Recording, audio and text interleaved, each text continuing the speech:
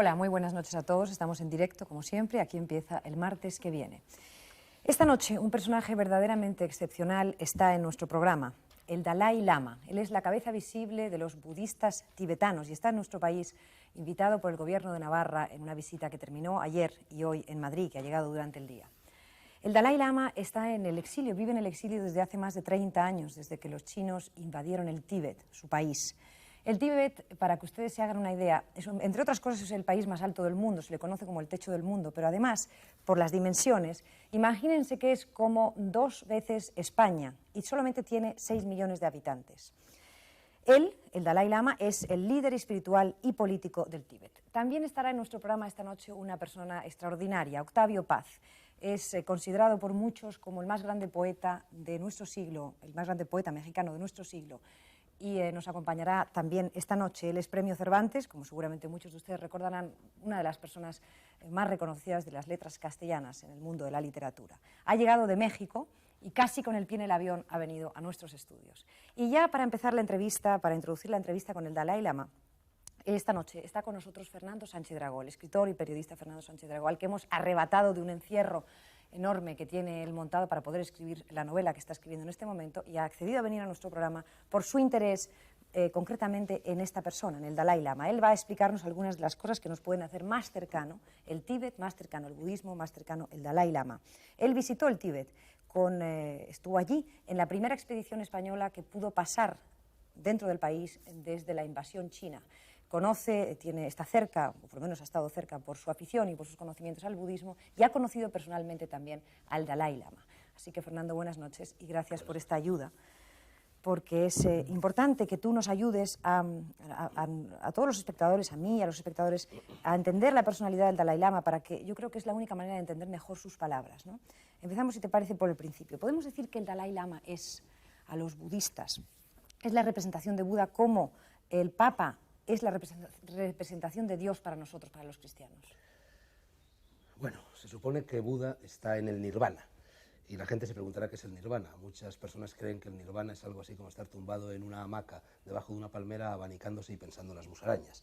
No, el nirvana es un estado de conciencia, un estado de conciencia en el cual el yo desaparece, se funde con el absoluto en un mundo infinitamente más sutil, menos denso de este mundo en el cual nos encontramos, y desde el nirvana no hay ya camino de regreso a la tierra. Es decir, en realidad, por lo tanto, Buda no puede estar representado en la tierra por nadie, porque Buda ya no existe. Su ego se ha fundido con esa luz blanca, con ese Satori. Ahora bien, el Dalai Lama sería, en cierto modo, y no sé si lo que estoy diciendo es una herejía y el Dalai Lama me va a condenar por ella, sería una especie de bodhisattva con mayúscula, de gran bodhisattva. Se llaman bodhisattvas aquellos maestros del budismo, del lamaísmo, que, habiendo hecho méritos suficientes en sus vidas sucesivas para no reencarnarse más y fundirse con el nirvana, sin embargo, eligen voluntariamente el camino de la reencarnación para servir al prójimo, para ayudar a los hombres a encontrar ese camino.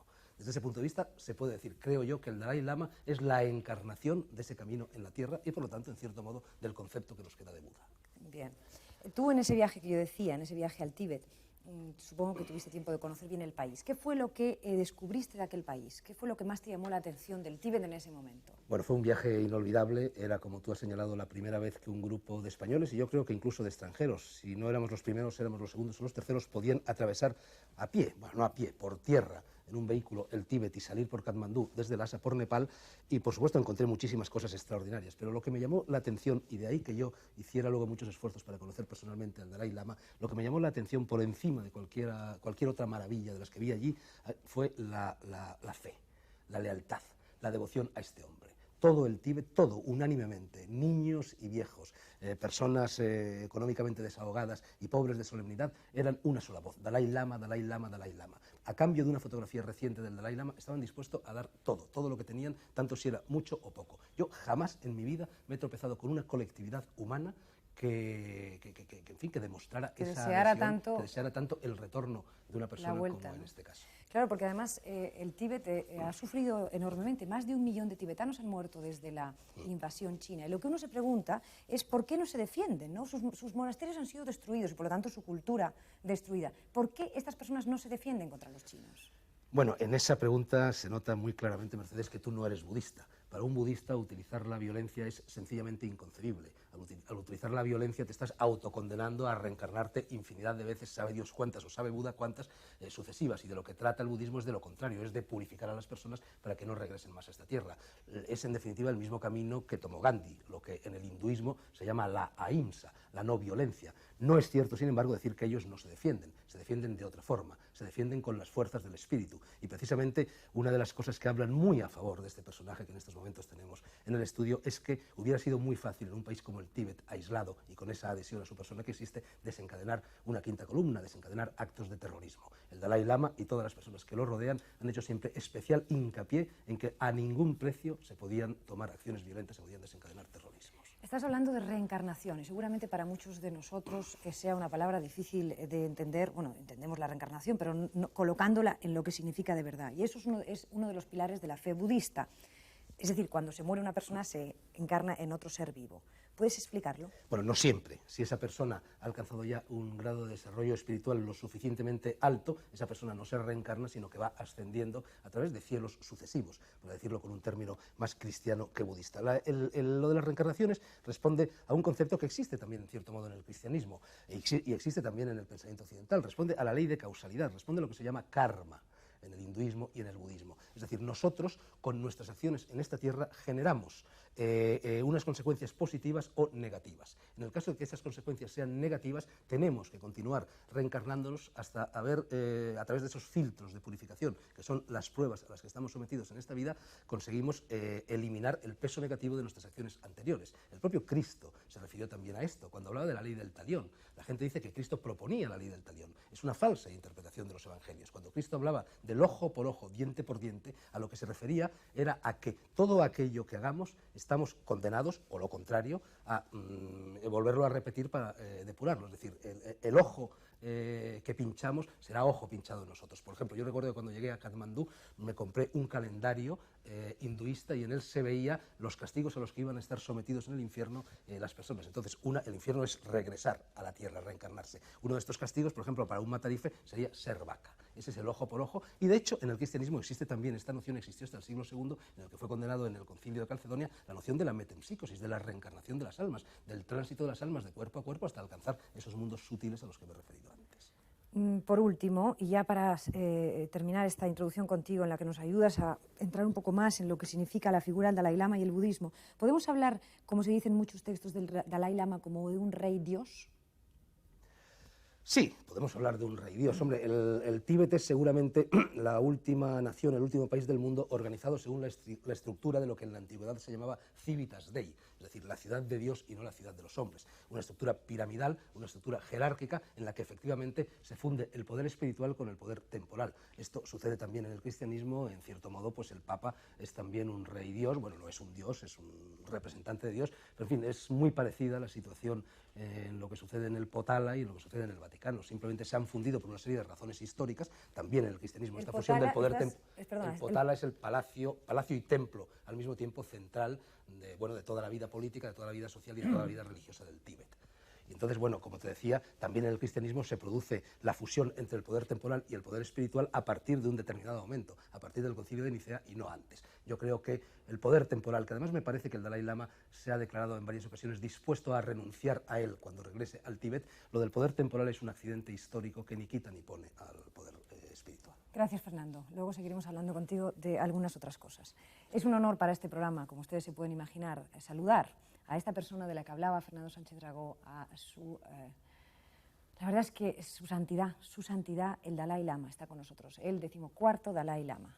Buenas noches, su santidad. Good evening, Your Holiness. How are you? How are you? ¿Cómo se encuentra? ¿Está bien, feliz en España? Are you happy in Spain? Sí, cómo no. Bien, usted recibió el Premio Nobel de la Paz el año pasado por la defensa de sus ideas, por defender las ideas de la no violencia.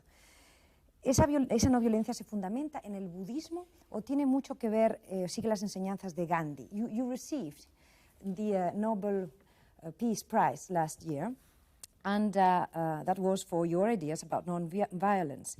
Are these ideas based on Buddhism or on the teachings of Gandhi?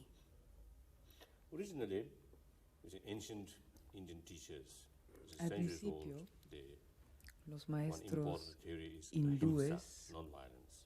Then Mahatma hace Gandhi, siglos in tenían la modern teoría time, del ahimsa, implement, you see, that la no violencia, as a noble idea in modern politics. teoría que And he Mahatma succeeded. Gandhi aplicó a la política moderna. I think great achievement.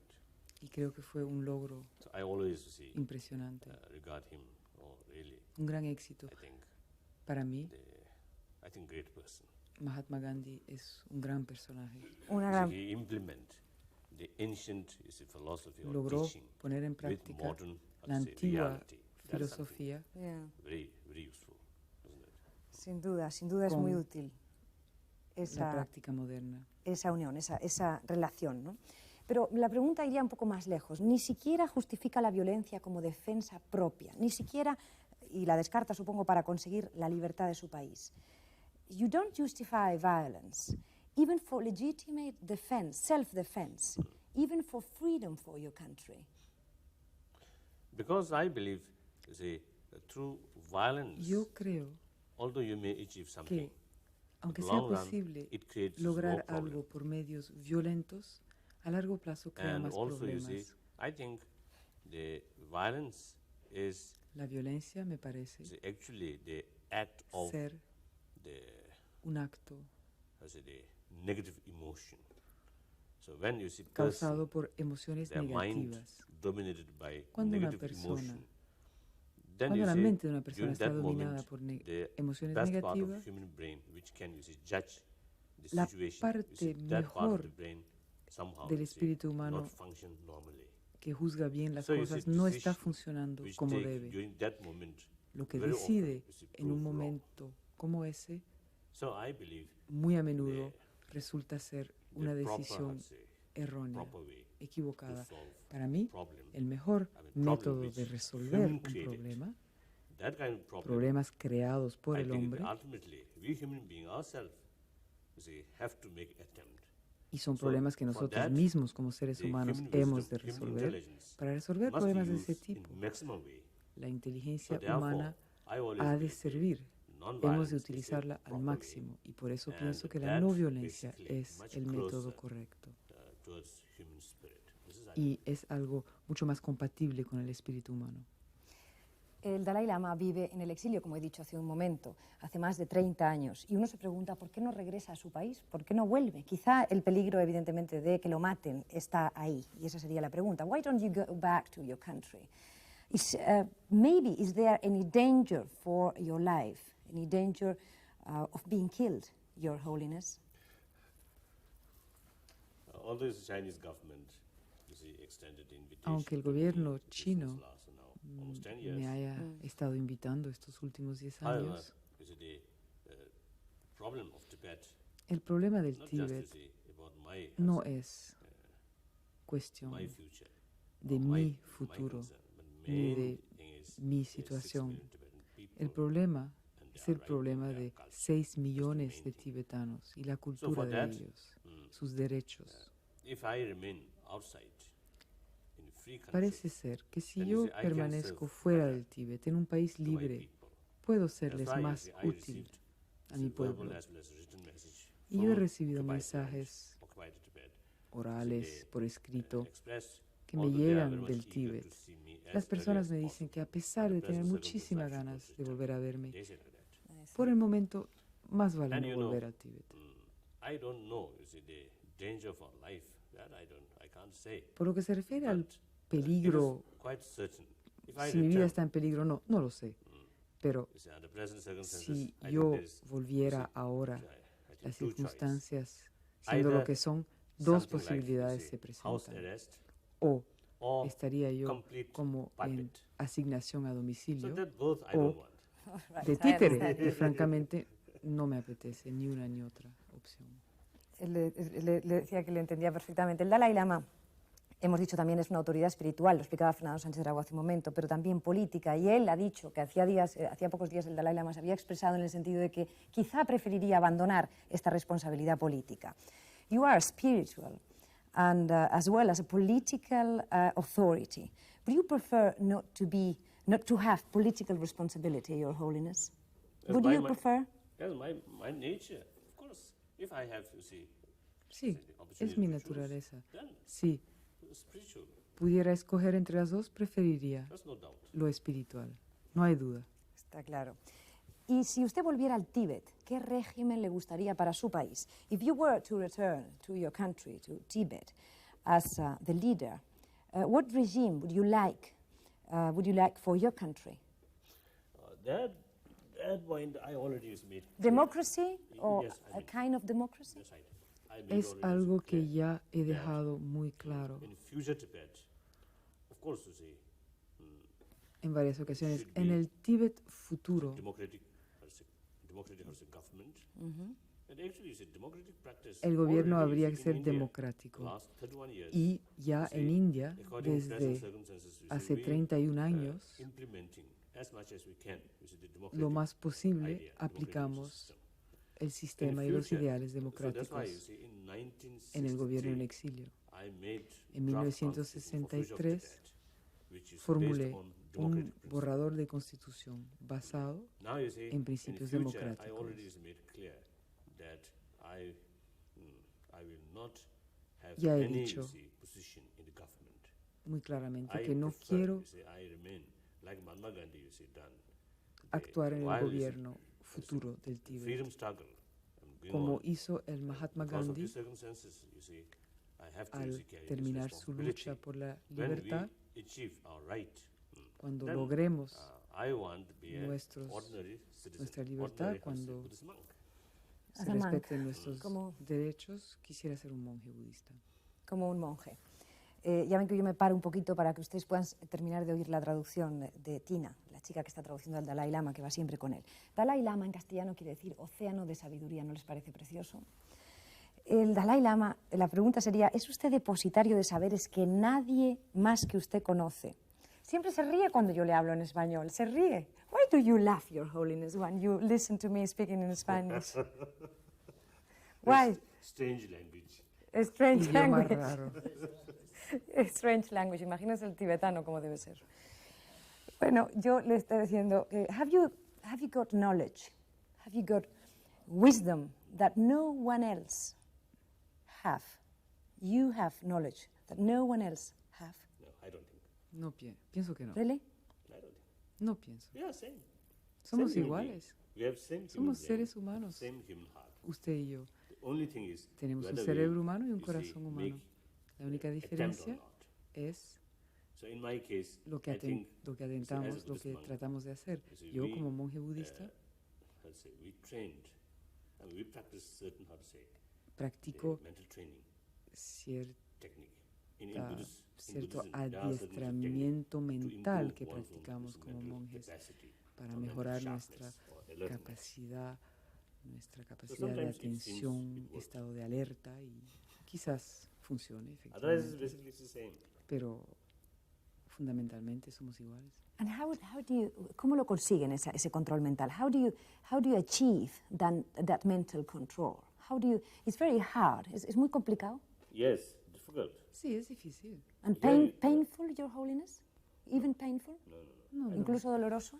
doloroso no. So we need, you see, determination Se necesita and, you see, constant determinación y un effort. Of course, esfuerzo Buddhist is a practice. continuo. There, you see, La práctica first, you see, we need budista sort of, you see, a lot of preparation requiere for develop that kind of motivation, that una kind of preparación para determination. desarrollar la motivación y la Once you determinación. see you prepare these things, Cuando existen la mentally, motivación y la then, determinación al nivel things mental, become not so difficult. lo demás ya no es tan difícil. Usted dice en sus memorias que la reencarnación le permite tener un amor universal por todo aquello que es vivo, que es un ser vivo. ¿Siente de forma especial el deterioro del planeta? Y en ese sentido, la pregunta es, ¿se puede decir que son ustedes los budistas, ecologistas por religión? You said in your memoirs that reincarnation gives you the opportunity to love every living thing. Every living thing. Do you feel especially affected by the deterioration of the planet? And in fact, can it be said that you are ecologist by religion? Ecologist by Ecologist by religion. relation. See, your religion is very near to ecology. So you are the first ecologist. I think being as a Buddhist, Pienso, como and also budista I think as a Tibetan, y también como tibetano, is our tradition. I think we, how to say, I think generally as a nuestra Tibetan really is tradición peace-loving nature en el Tíbet, and quite a gentle nature, país generally speaking. de It does not mean personas all Tibetans amantes something de la is gentle. course, libertad y apacibles. Claro, no quiere decir todo el mundo, You see, pero la our mayoría. attitude, you see, the, how to say, the peace, not only with fellow human beings, Nuestra but also actitud the peace with suele ser de animals paz, and no insects, solo con los demás and humanos, also pero you see también peace con los with animales nature. y también los that's insectos our y también la naturaleza. Then, of Esta es course, nuestra as a tradición, Buddhist, nuestro modo tradicional de ser. I think another factor Además, como is budista, since we respect existe the otro animal's elemento. right. Puesto So que you see, respetamos many, los derechos de los forest or, animales, natural, these things, is muchas actually, you see, like you say, home of áreas their, how to say, de bosque, these- de these selva, animals. So you see, son we have to las- respect, you see, son el as their- dominio de their home. los Claro. animales y And hemos de after all, respetar los derechos de We ellos human en being, I think, product su of propia nature. casa. So we have Somos to, todos los productos we de la have to adopt, naturaleza, you see, good relation or Hemos balanced relation with de nature. tener una relación equilibrada con la naturaleza. Vamos a hacer un alto en el camino para la publicidad. Inmediatamente después vamos a hablar de esas extraordinarias pruebas que demuestran la reencarnación de un ser humano en otro, porque el Dalai Lama, es decir, el anterior Dalai Lama se reencarnó en él y él tuvo que pasar, como seguramente muchos de ustedes recordarán, pruebas parecidas, muy parecidas a las que ha pasado ese niño español, Osel, ese niño de 5 años de las Alpujarras, en el que se ha reencarnado otro importante lama. Pero todo esto será inmediatamente después de la publicidad.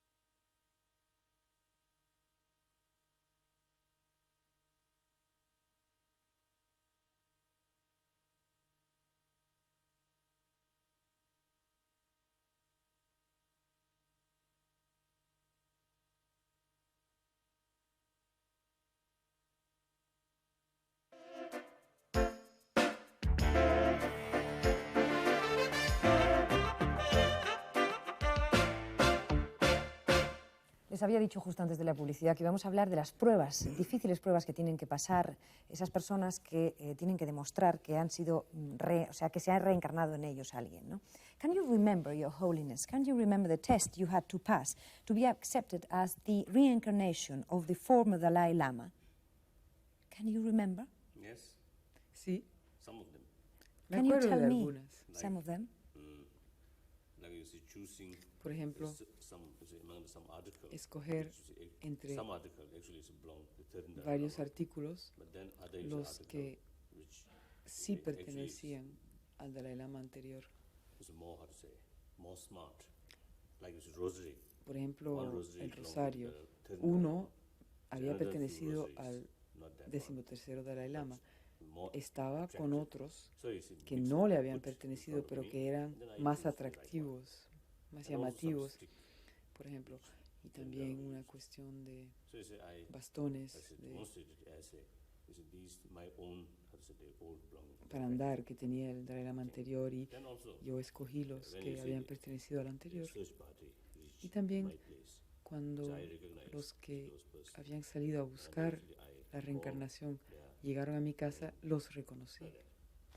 Les And my hablé mother told me, y mi madre me ha dicho when the, to the search party member, you say, Que I actually just spoke yo me through adelanté Hausa dialect, a los miembros which not speak. de este grupo y les hablé en el Ay, dialecto del no. Lhasa, que era desconocido en la región donde yo nací. Cosas por el estilo. How old were you? ¿Qué edad tenía when all this happened? At that time, about 3 years old. 3 Yo years old. tendría 3 años. Para muchos españoles estoy segura de que es bastante incomprensible que lo que ha ocurrido en las Alpujarras, ¿no? Que un lama que murió en California, además, en el año 83, se haya reencarnado en un niño español. For many Spanish people, I'm afraid, Your Holiness, it's difficult to understand that a lama who died in California has been reincarnated in a Spanish child. Can you explain this to us?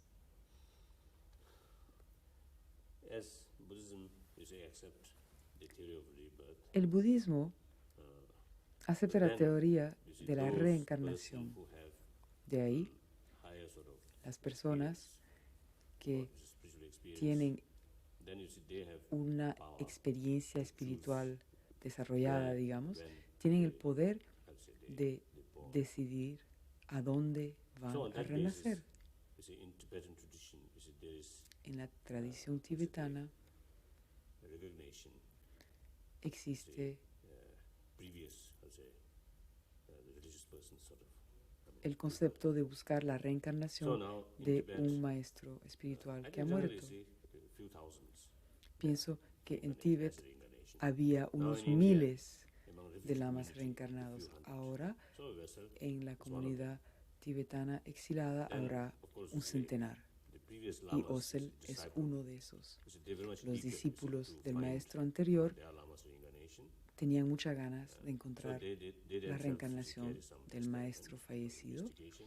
y Then ellos finally, you see, buscaron they asked me, dónde podía haber nacido y you see, hicieron varios my tests observation or y my por fin me preguntaron lo que yo pensaba y si yo había then it también seems investigado la quite okay. cuestión y me pareció que sí, que era él. They decided as a Y entonces se reconoció of their que previous lama. ese niño era la reencarnación del lama anterior, del maestro anterior de ellos.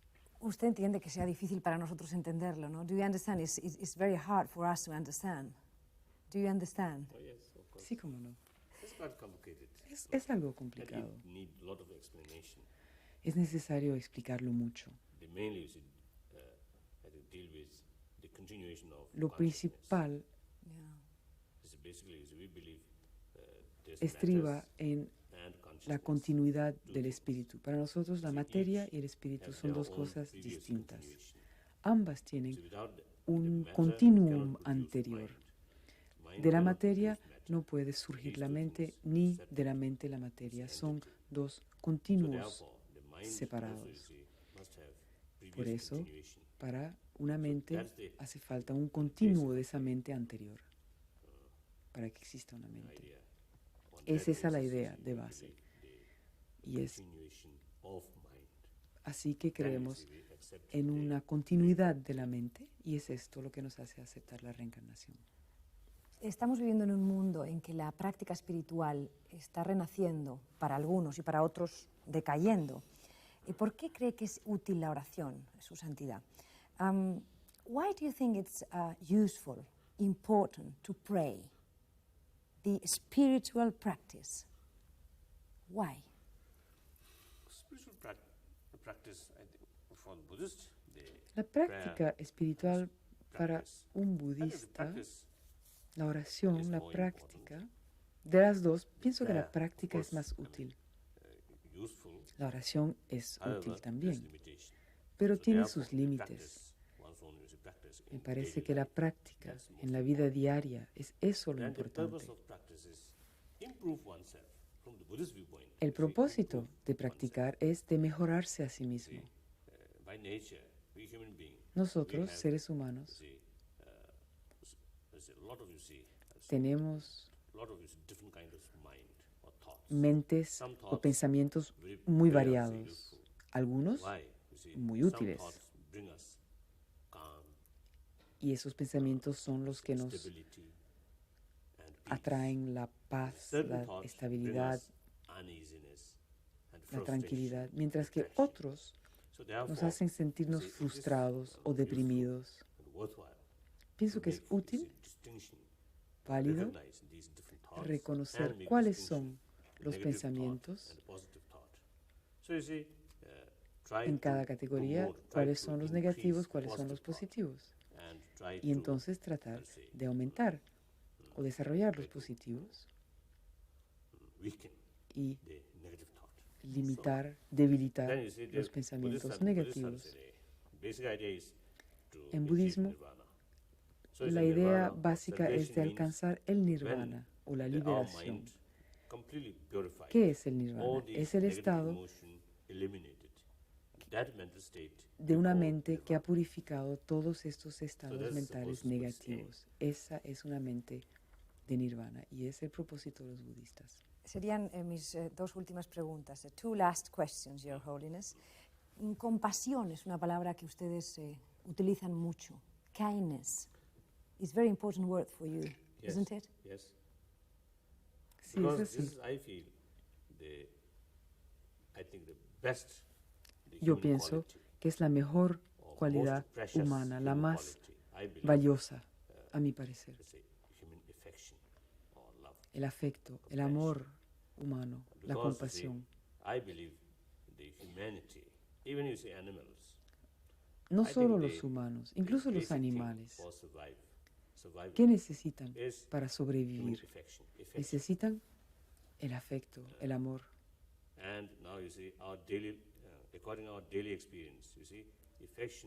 En nuestra experiencia diaria vemos que el amor y la compasión nos atraen la amistad, los amigos verdaderos. El amor y el afecto hacen que las personas nos sonrían y nos traen la felicidad interior, la alegría, la felicidad y también la fuerza interior.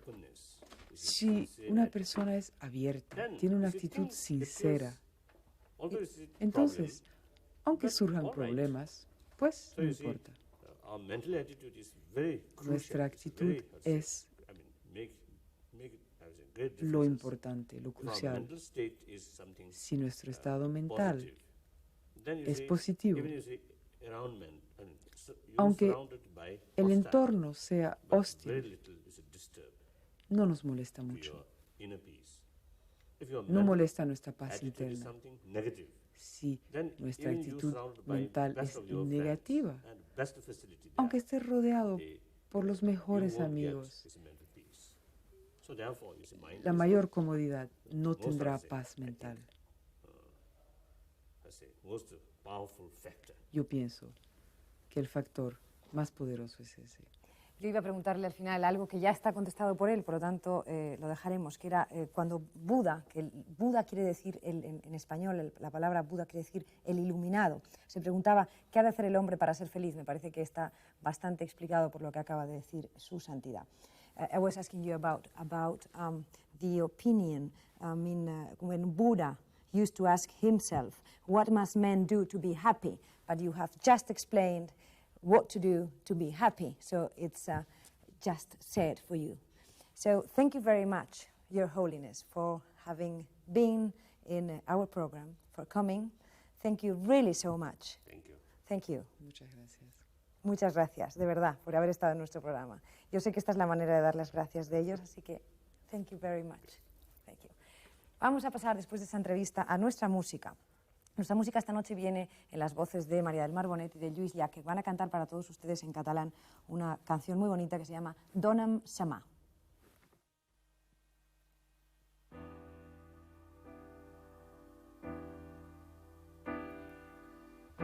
Vidre de pluja plora, també plores, roser, l'arbre fruiter també plora, i jo de plorar no en sé. Dona'm sa mà, mira que freda està. Dona'm sa mà, freda de no estimar. Vos cançó mirant matar, matau-me sols si em mireu, que m'estim més que em mateu, que viure si no en mirar. Dona'm sa mà, mira que freda està. Dona'm sa mà,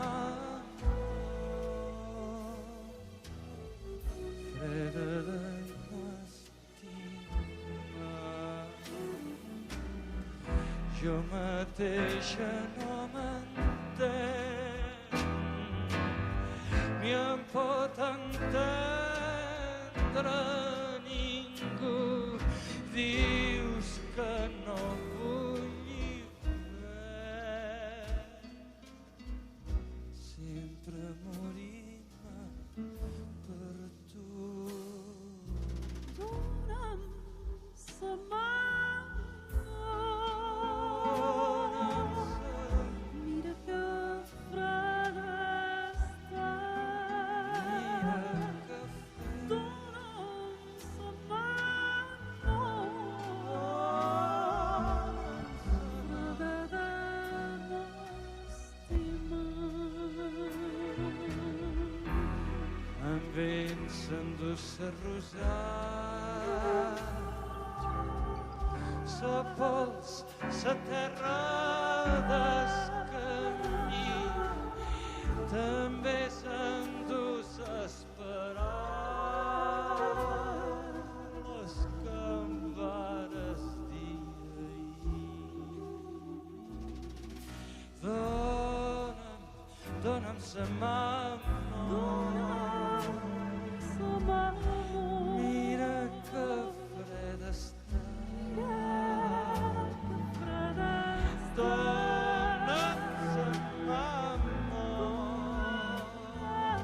sa mà, freda de no estimar. Dona'm sa mà, mira que freda està. Dona'm sa mà, amor, freda de no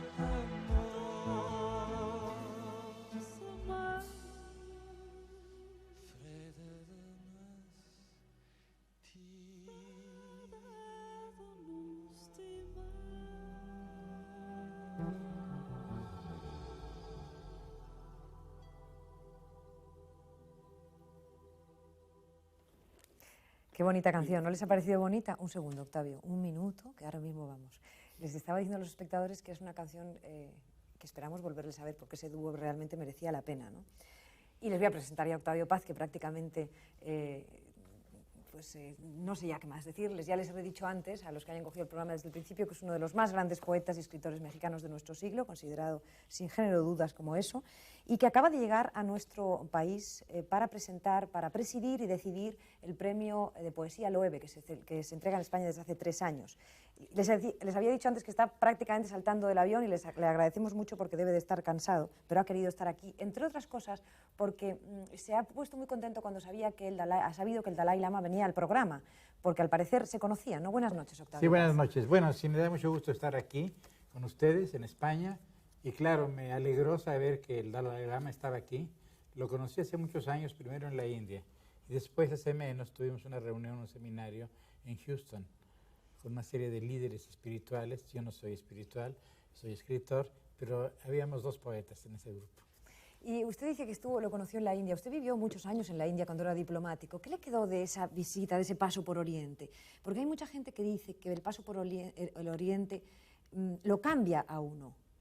Le cambia incluso las propias maneras de ver la vida. ¿Le ocurrió a usted? Sí, a mí, bueno, en primer lugar me transformó, yo creo profundamente, transformó mi poesía, transformó mi literatura, transformó mi vida personal, íntima también. Yo me casé ahí. Se casó debajo de un árbol del Nim. Sí, ¿Qué es eso? Bueno, es un árbol hermosísimo y que nos casamos ahí un poco para seguir no ningún rito budista, sino más bien un rito mucho más antiguo, natural, ¿no? Ajá. O sea, que le cambió el Oriente. Sí, y me interesó sobre todo la tradición budista. Cuando oí al Dalai Lama, bueno, yo no soy creyente, se lo dije en Houston cuando nos vimos hace muchos años. Por ejemplo, para mí occidental es muy difícil creer en la reencarnación, pensar en la reencarnación, pero creo que eso no importa. Creo que lo que le debemos al budismo es muchísimo. Por ejemplo, esta idea de la armonía con la naturaleza, esta idea de la compasión, pero también otra idea muy importante, la idea del saber. Es una de las pocas creencias que está fundada en el conocimiento. Es decir, empezó el budismo como una crítica de la religión. Esto es lo que es muy importante. Empezó casi como filosofía. Así empezó Sakyamuni, el Buda, el iluminado. Octavio Paz, ha hablado hace un momento de poesía, ha dicho que incluso Oriente cambió su poesía. ¿La poesía a un poeta le acompaña siempre? En algún libro he leído una frase muy bonita, no sé si es suya o no, que dice: la poesía es como la propia respiración de uno. La poesía, por desgracia, no nos acompaña siempre, porque la poesía son momentos de privilegio. Pero sí creo que todos somos poetas, todo el mundo es poeta. En eso estoy convencido. Lo que pasa es que algunos, por una serie de particularidades, son capaces de pronto de expresar lo que sienten. Y eso es la poesía. En ese sentido, la poesía nos abandona a veces, porque no siempre podemos expresar lo que sentimos. Pero esta idea de contacto, de relación profunda con lo que llamaríamos la otra realidad, también en la tradición budista, bueno, esto se da en todos los hombres, en los niños, en las mujeres, en todo el mundo. Y de pronto estas experiencias privilegiadas se concretan, se expresan en poemas. Con una inmensa suerte, porque desde luego usted dice que todos somos poetas, pero si no le importa, menudas diferencias de unos a otros. Pero hay esto, incluso en los más grandes poetas, lo que quedan son pocos poemas. Siempre es poco, ¿no? Hay casos excepcionales como el de San Juan de la Cruz, que escribió muy poco y que todo lo que hizo, o casi todo lo que hizo, está a la altura. Pero piensa en otros grandes poetas de la lengua española, escribieron tanto y tampoco queda. Octavio Paz, usted ha escrito que Occidente lleva una carrera frenética en busca del poder y de la autodestrucción. ¿Se puede ser tan pesimista, señor Paz? ¿Se puede ser tan pesimista? Es decir, se nos han acabado los proyectos, estamos ya como si hiciésemos al final de un camino. Bueno, yo escribí esto hace algunos años, cuando teníamos enfrente el gran problema del socialismo totalitario que ha desaparecido. Pero sí sigo pensando que ahora justamente que ha desaparecido esa amenaza política, digamos, en que de pronto podemos pensar con mayor calma, con mayor claridad lo que hacemos, bueno, sí me parece que ahora es necesario reintroducir una crítica más profunda en las sociedades liberales. Por ejemplo, en la sociedad del mercado. No es posible que la sociedad viva solamente en el mecanismo circular del mercado. Producir para consumir.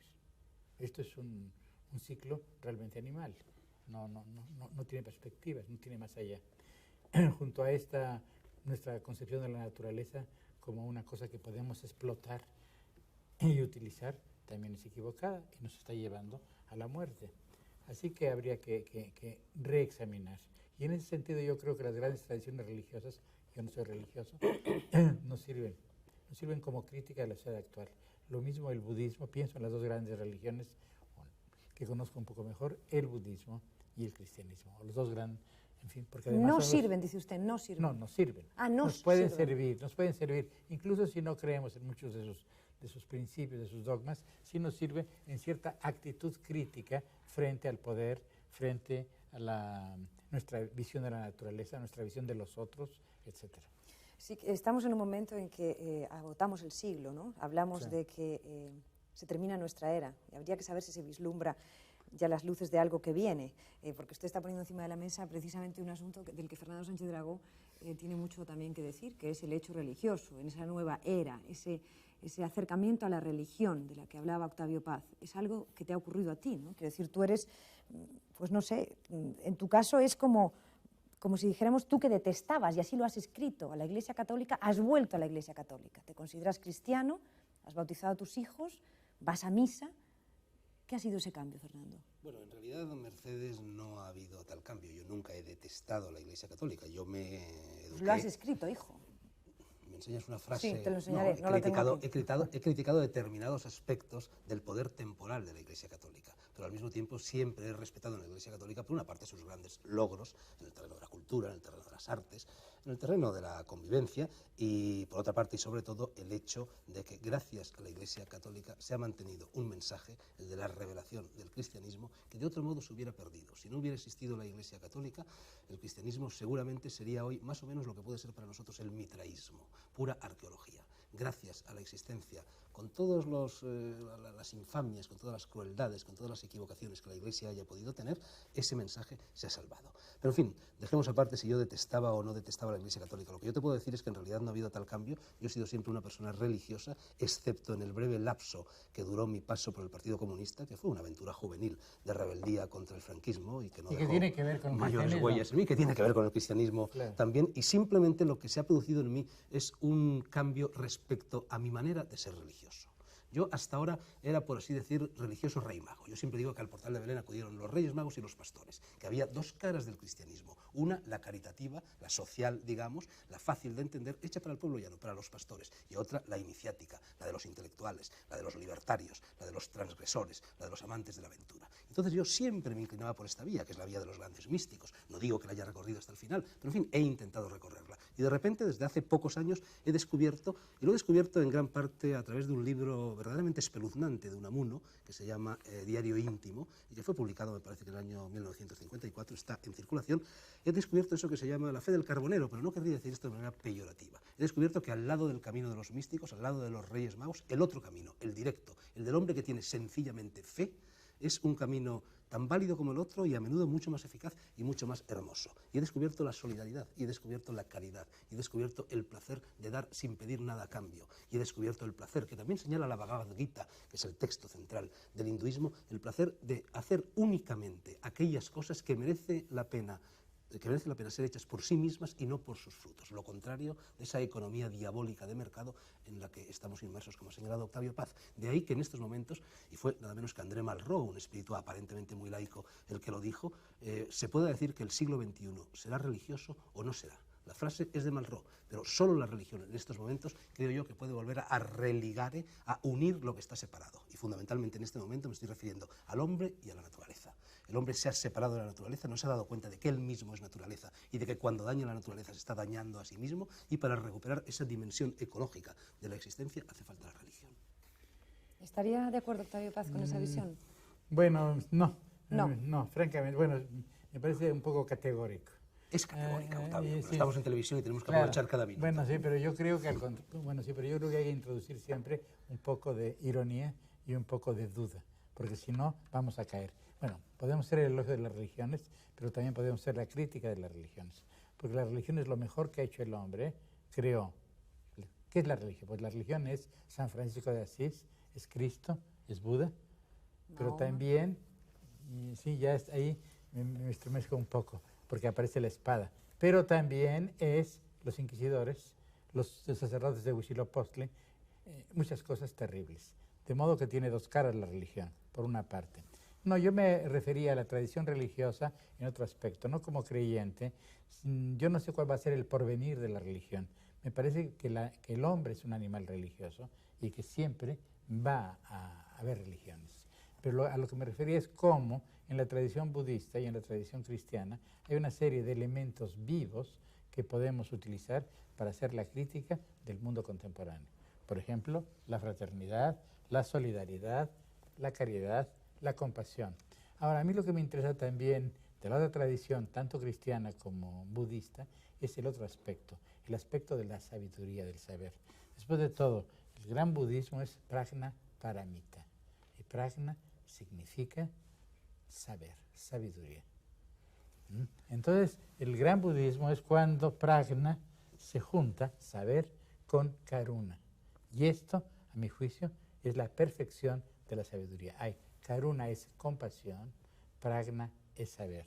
Y la perfección de la sabiduría, prajna paramita, incluye la compasión, la solidaridad. Esto yo creo que hay que reconquistarlo. En el cristianismo esto se llama comunión. Claro. Comunión con los otros y comunión con lo absoluto, fraternidad. Después de todo, ¿qué es lo que queda vivo del comunismo? Queda algo vivo porque en eso sí representó algo muy noble el comunismo, la idea de fraternidad universal. Y esta idea de fraternidad hay que rescatarla, porque si no, nos vamos realmente al diablo, en el sentido por no decir literal, otra cosa, ¿no? En el sentido literal de la palabra. Sí. Mercedes, es decir, a la nada. Me gustaría hacer una postilla a algo que ha dicho Octavio Paz, o mejor dicho, que no ha dicho, pero que está implícito en sus palabras. Octavio Paz ha mencionado el comunismo, tenía que salir a relucir. Era Carlos Marx quien dijo aquello de que la religión era o es el opio del pueblo. Yo más bien señalaría que el ateísmo es el opio del pueblo. Si el principal problema al que nos enfrentamos en estos momentos es el que ha indicado Octavio Paz, el de la economía de consumo, el de que nos hemos convertido en absolutos consumidores, no vivimos más que para consumir, ¿qué sucede si una persona cree en Dios?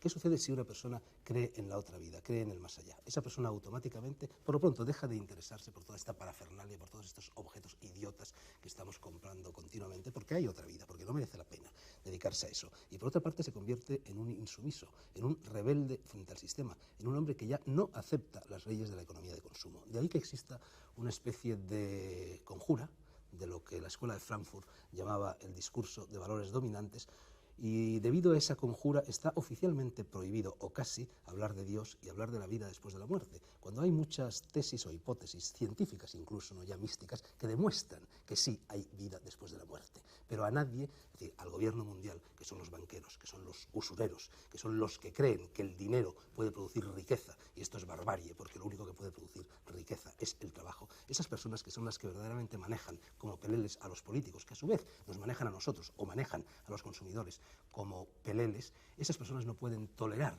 que se envíe a la gente ese mensaje de que Dios existe y de que más allá de la muerte hay vida, porque automáticamente quien cree que más allá de la muerte hay vida deja de ir los sábados por la tarde a unos grandes almacenes para comprarse una tontería.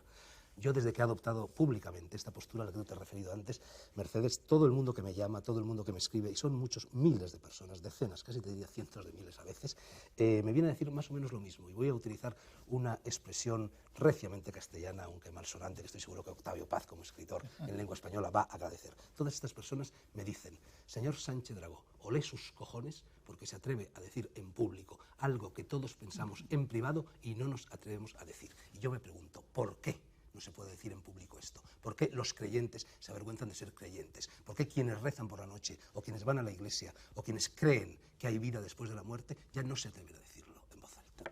Bueno, yo creo que no solamente esto, hay otro problema. La sociedad moderna ha eliminado con un optimismo imbécil la idea de la muerte. Es de mal tono hablar de la muerte, de mal gusto hablar de la muerte. No se puede hablar, la muerte se ha escondido. Nos morimos solos en los hospitales. Antes, el moribundo vivía rodeado de su familia. Llegaba el cura, llegaba la familia, vivía en una comunidad. Ahora, los que mueren, mueren solos. Los hemos condenado a la peor soledad, a la soledad frente a la muerte. Y otro elemento también de envilecimiento de la vida es, por ejemplo, el erotismo, el amor. Cuando el amor es una cosa muy importante, ha sido el gran mito de Occidente. Es un mito que, por cierto, en Oriente no tiene la fuerza que tiene en Occidente. No hay un Paolo, una Francesca en la tradición oriental. Bueno, sí hay también la novela china y todo eso, pero no tanto, ¿no? Bueno, el amor también ha desaparecido. En lugar de amor tenemos sexualidad. Bueno, la sexualidad está muy bien, no estoy en contra del placer. Ahora ya ni no estoy en siquiera, contra de la Octavio. sexualidad, pero Después del se SIDA vuelve, ni siquiera tenemos algo muy sexualidad. aburrido también cuando se convierte simplemente en esto. Bueno, el ocaso, digamos, del amor es el ocaso del alma, el ocaso de la persona. El amor es importante porque en el amor escogemos una sola persona. Y esto es un ejercicio de la libertad y también una especie de combinación entre fatalidad y libertad. Porque aquello que yo escojo para amar, por una parte me siento obligado, como si fuera víctima de un maleficio o de un hechizo, pero también lo acepto libremente. De modo que hay esta combinación de libertad y fatalidad. Y todo esto desaparece en el mundo moderno. Y ahora viene la gran contradicción, que es cuando tú me vas a matar a mí. Porque claro, llevo un rato... Mi religión me lo prohíbe. No, yo te voy a decir lo que pasa. Llevo un rato viendo a la regidora que desesperadamente me va poniendo un cartel que dice publicidad y yo estoy como retrasándolo, porque claro, como estás hablando del desastre del consumo, de que esto nos lleva a tal... Pero las cosas son como son, la televisión funciona, como muy bien sabe Octavio Paz, cómo funciona, y el respeto a la publicidad es importante porque la publicidad nos da vida, nos da cómo poder seguir, ¿no? Sí, claro. Así que vamos a la publicidad, con toda esta explicación que puede parecer muy contradictoria para Fernando Sánchez Dragó, pero que la vida es así. Y volvemos enseguida.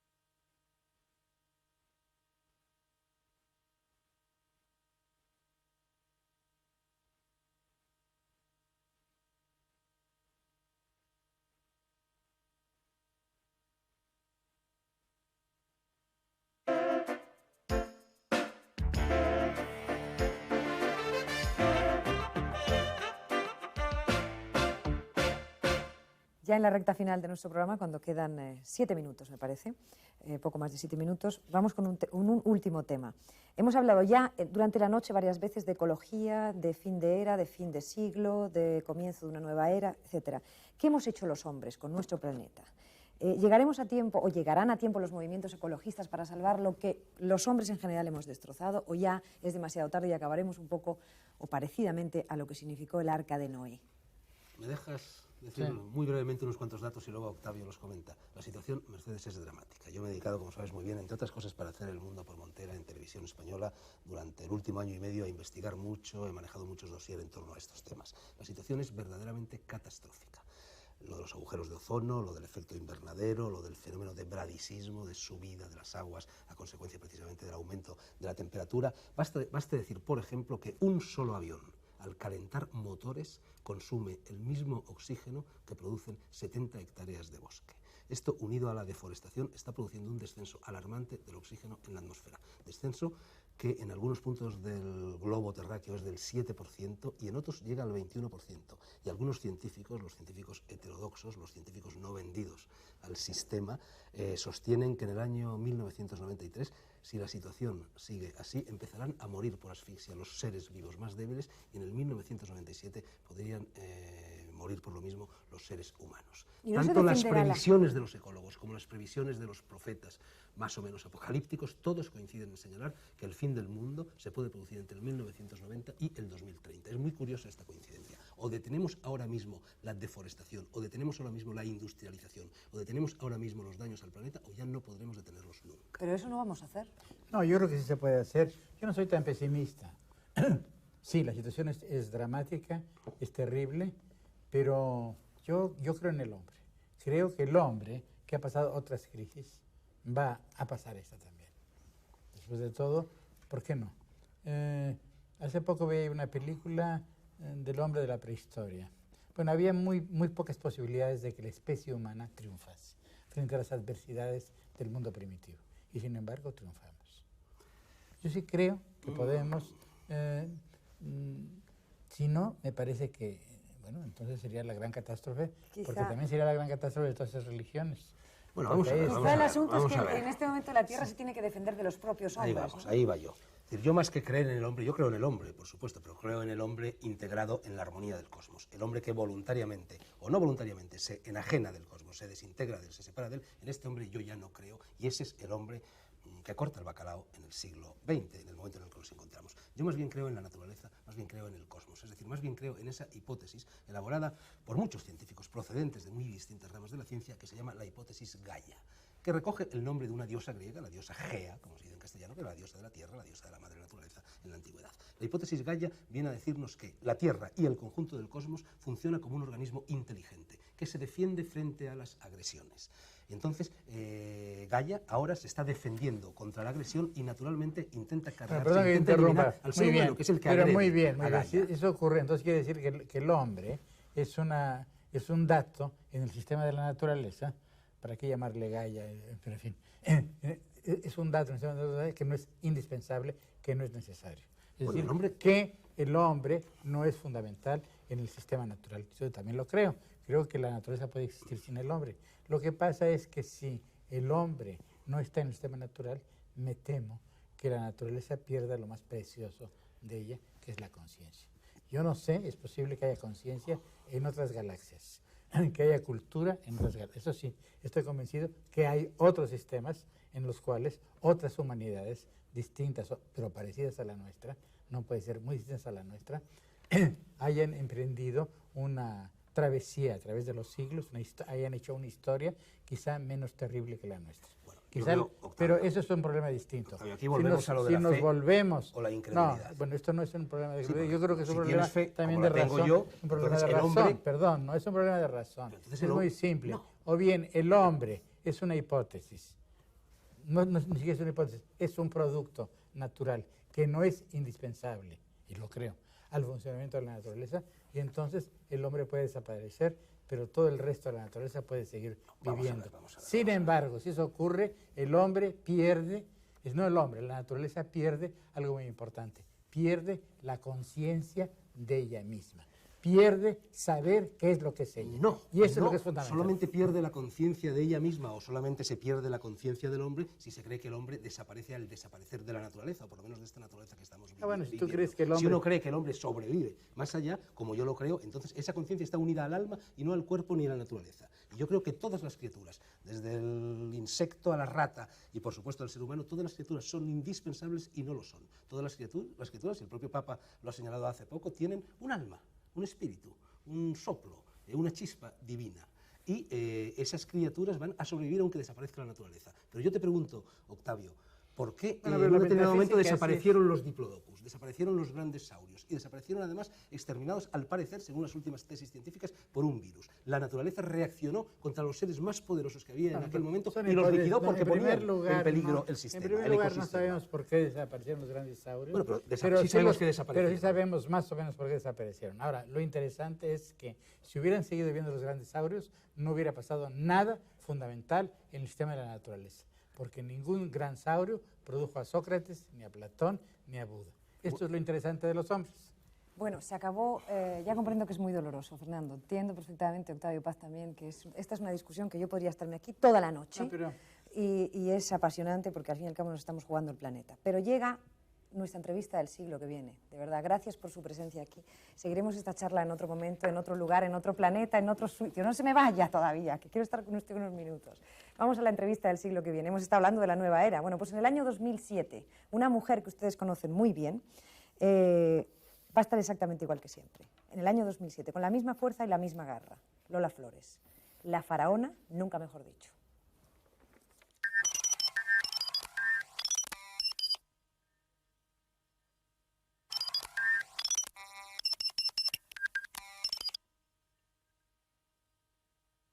Estamos ante la pirámide que alberga el recientemente creado Ministerio del Folclore, que tiene al frente a un personaje muy popular, la faraona. Buenas noches, Lola Flores. Buenas noches, España. España. Hay quien dice que eso de ser ministra te viene grande, Lola. A mí no me viene grande nada porque yo soy la Lola de España y porque, modestia aparte, yo soy como de otro planeta, Mercedita. España. ¿Es realmente necesario un Ministerio del Folclore, Lola? Mucho. Con tanta moda extranjera y tanto mercado común, nos estamos angilipollando cosa mala, prenda. Hay que enseñar a los europeos a comer jamoncito serrano y vinito de Jerez para que se orienten del poderío que tenemos aquí en España. España. Se te acusa de tráfico de influencias, ¿Pero Lola. por qué? Porque he colocado a algunos de mi familia en el ministerio. ¿Algunos a todos? No exageremos. Total, mi Lolita, mi Rosarillo, mi Antoñito, mi Pescailla, y mi yerno el Furiace. Menudo sueldazo debéis de reunir entre todos. Mira, yo me lo gano con el sudor de mi frente y con mi arte. Todo lo he conseguido currando, porque yo curro desde que tenía 11 años, hija. España. O sea, que eres millonaria. En aplauso. Claro que aunque Dios me pone a mano mucho trabajo, también me pone a mano los binguitos y los casinos, corazón. Ya, ¿y tus cuentas con Hacienda, No Lola? pienso hacer ninguna declaración. ¿Ninguna? ¿Y Borrell qué va a decir? Borrell ni mu, a que no, precioso mío. No, señora ministra. Pero, Josep, ¿de qué vas? De Vidal. Y mi Solchaga, tanto pedir impuestos, ahí están. Un puesto de ordenanza. España. Desde el Ministerio del Folclore nos despedimos de ustedes recordándoles que volveremos el martes que viene con... Ya veremos. Buenas noches. La faraona. Genial la faraona, no me digan que no. Muchas gracias, Pero, mira, Octavio si Paz. ves, Muchas la gracias. recuperación te decía. Muchas gracias que estamos en el aire. Muchas gracias, Fernando Sánchez Dragó. Y a ustedes les cito, como siempre, la semana que viene. No se olviden de que estamos ahí, los martes en directo, el martes que viene. Muchas gracias. Adiós.